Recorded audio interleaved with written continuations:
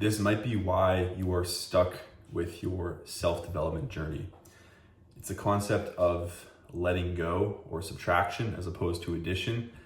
And the mistake or the trap that a lot of people get into is looking to add more to their plate, add more habits, add more strategy to break through, to evolve. And of course, there's lots of space for that. It's a necessary part of the journey. However, what is often even more important is subtraction or letting go of the things that no longer serve you. And if you imagine climbing up a mountain with a 20-pound metal ball chained to each of your ankles, instead of wishing for stronger quads or more electrolytes to give you energy, it would make the most sense to unhinge those metal balls so you can walk up the mountain, so you can hike up the mountain faster. That would be the highest leverage initiative you could take to get to the top of the mountain, which is your objective. Similarly, instead of focusing on adding more stuff, adding more strategies, doing the next thing, and of course all that is necessary, it is often the highest leverage initiative to let go of what is holding you back.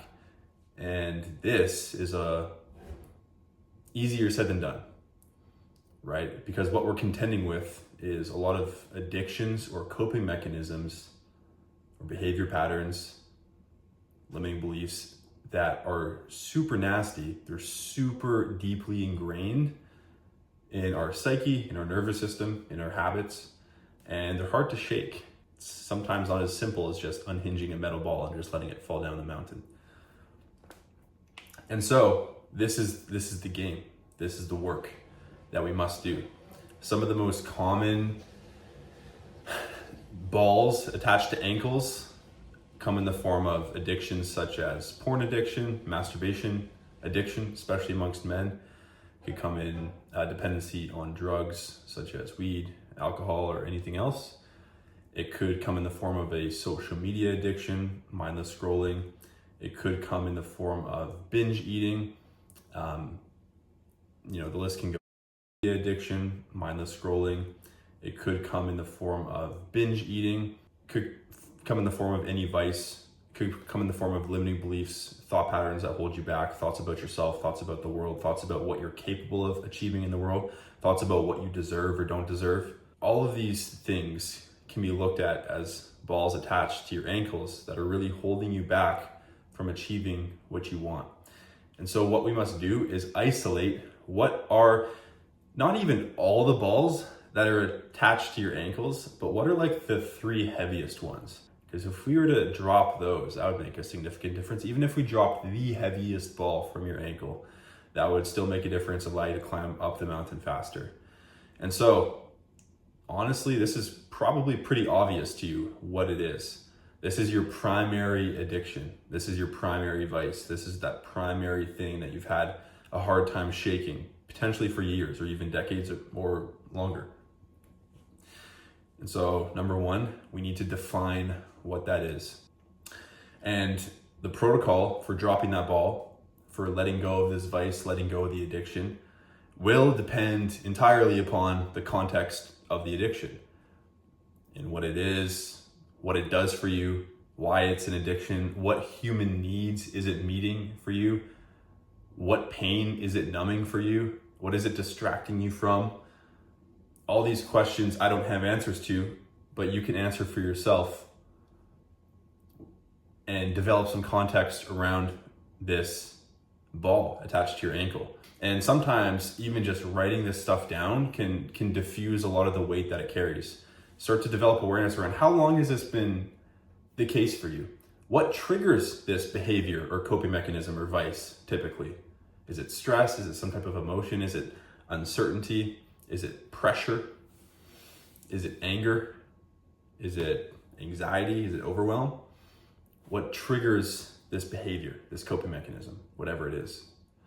Or if it's a limiting belief, you can say like, where did I learn that?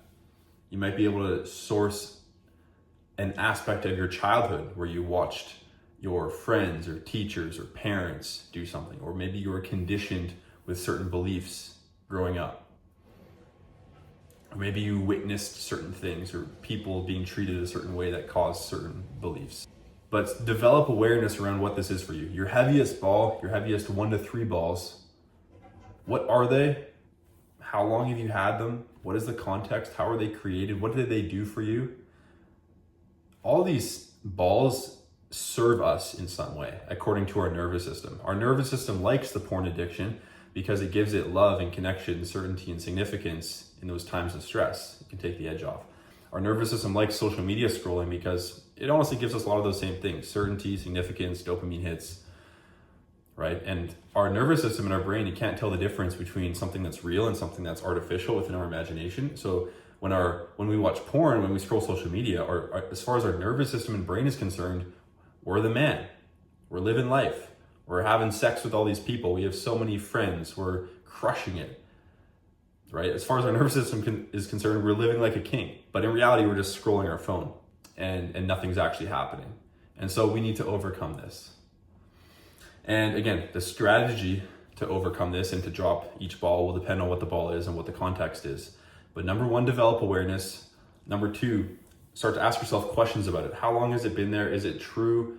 How long have I believed this? In what ways does this show up? What typically triggers it?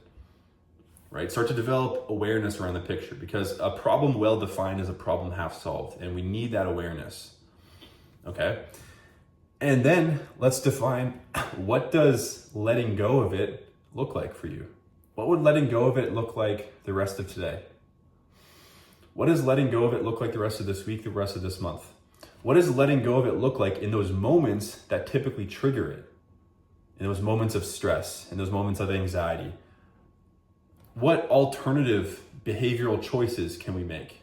Can we instead default to something like breath work or meditation or reading or working on our business or vision or going for a walk or something productive? What alternative choices can we start to make and start to reinforce? And this is where the pattern starts to diverge. You gotta break the pattern when it comes up, each time it comes up. And eventually your brain and nervous system learns, oh, okay, so this is what we do now. And none of this is easy. This is one of the hardest aspects of self-development that I've found, because we're going against the grain of how we've operated for so long. But this is what's required to break through. This is what's required to max out your true potential. We're never gonna reach the mountain peak. And there's, self-development, life, it's a moving finish line. Once you reach the peak, there's more peaks, but we're not gonna get any closer. We're not gonna even get close to our max potential if we have all these balls strapped to our ankles. We wanna at least give ourselves a shot to rocket ourselves up to where we know we're capable of. And it's these vices, it's these addictions, it's these balls attached to our ankles that really get in the way. And so it's our duty, it's our responsibility to let go of them. And so, call to action time. Number 1, become aware of what you can write down all your balls if you want. You might have 10. Write down the top 1 to 3 that are the heaviest, and specifically hone in on the heaviest ball, on the thing that you know blocks you the most, and the thing that you know takes up the most amount of your time and your energy. And then let's start to imagine a life without it. What different choices could you make? What new behaviors could you implement? Because we both know that the version of yourself that is crushing it, that is well on their way to achieving their max potential and making the impact on the world that they know they're truly capable of, they don't have these balls.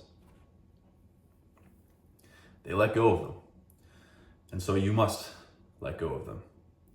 And that's an important thing to reinforce to yourself as well, to give yourself psychological fuel, which is, it's a necessity. This isn't just like, this would be nice, this would be fun, this would be a cute little initiative. No, this is imperative to achieve your max potential. Non-negotiable. And that serves as potent psychological fuel when you're in the moment, choosing between your coping mechanism for the 10,000th time or choosing something new. And oftentimes it can be the hardest work in the world to rip yourself out of that coping mechanism and then choose something new.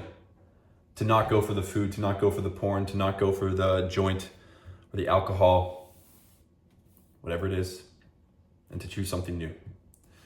But we must build that muscle. We must do this work. And I will say breath work is one of the lowest common denominators with actually kind of making progress in this area. When you remove all stimulus from your five senses, from your attention, and you just focus on your breath,